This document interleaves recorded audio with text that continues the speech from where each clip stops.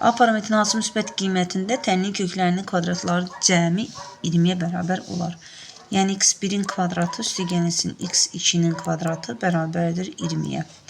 Tənliyin köklərinin cəmi V teoreminə əsasən A üstəgəlsin 2-yə, hasili isə 2a-ya bərabərdir.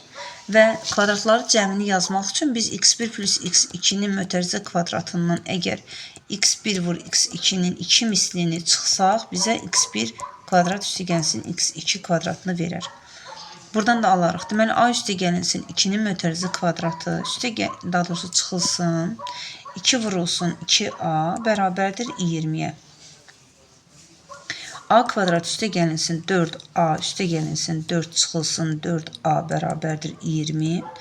4a'lar islah gedir. A kvadrat bərabərdir 20-dən 4 çıxsaq 16.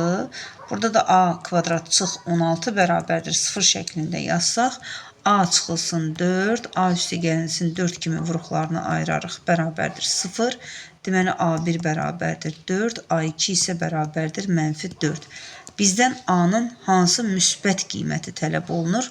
Deməli 4-ə bərabər olan.